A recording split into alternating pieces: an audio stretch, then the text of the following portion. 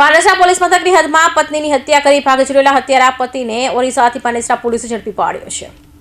Panesara police મથકની હદમાં Panesara RV ભાવ સોસાયટીના મકાનમાંથી મહિલાની ઘરમાંથી હત્યા કરેલી લાશ મળી આવી હતી, જે અંગે પાનેસરા પોલીસ તપાસ હાથ ધરી હતી। જેમાં મહિલાની તેના પતિએ જ હત્યા કરી હોવાનું સામે આવતા મહિલાના પતિ હત્યારા કૃષ્ણા સ્વાઈનને ઝડપી પાડ્યા। પોલીસે તપાસ હાથ ધરી હતી અને આરોપીઓને ઓરિસ્સા ખાતેથી ઝડપી પાડી સુરત લાવી તેની ધરપકડ કરી હતી।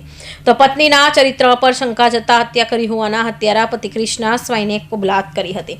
ગઈ તારીખ 6 જાન્યુઆરી 2025 ના રોજ આવિર્ભાવ સોસાયટી માં એક ડેડ બોડી મળેલ, જે ડેડ બોડી ની ઓળખ થતા તેના સગાવાલાને બોલાવવામાં આવે અને જેમાં ડેડ બોડી ની ઓળખ થતા તેમના માતૃશ્રીની ફરિયાદ લેવામાં આવે અને ફરિયાદ આધારે આરોપીની તજવીજ તપાસ કરવામાં આવેલ, જેમાં આરોપી તેના પતિ શ્રી કૃષ્ણ સ્વાઈ નાઓ નીકળેલા અને તેમને ઓરિસ્સા ખાતેથી વોચ કરી સર્વેલન્સ દ્વારા પીછો કરી ત્યાં ડિટેન કરવામાં આવેલા હતા અને આજ રોજ એટલે કે પાંડેસરા પોલીસ સ્ટેશન ખાતે સુરત શહેર ખાતે લાવી તેમની ધોરણસરની અટક કરવામાં આવેલ છે।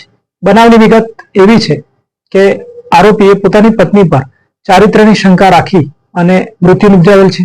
આરોપી અને મરણ જનાર બંનેના વિરુદ્ધ પાંડેસરા પોલીસ સ્ટેશનમાં 2017માં મર્ડરનો ગુનો દાખલ થયેલ છે, જે મર્ડર બંને જણાએ મળીને એટલે કે પત્નીના ભાઈની પત્નીનું શાળાની પત્નીનું મર્ડર કરેલ હતું, જેનું કારણ પ્રોપર્ટીનો વિખવાદ હતો અને ત્યારબાદ બંને જેલમાં હતા। પ્રથમ મહિલા છૂટેલી હતી અને ગઈ તારીખ 23/12/2024 ના રોજ આ કૃષ્ણા સ્વાઈ છૂટેલ અને આવીને તેની પત્ની બદચલન હોવાનું તેને જણાતા તેણે પત્નીને પોતાની રૂમમાં જ હત્યા કરેલા ગઈકાલે કબૂલેલ છે।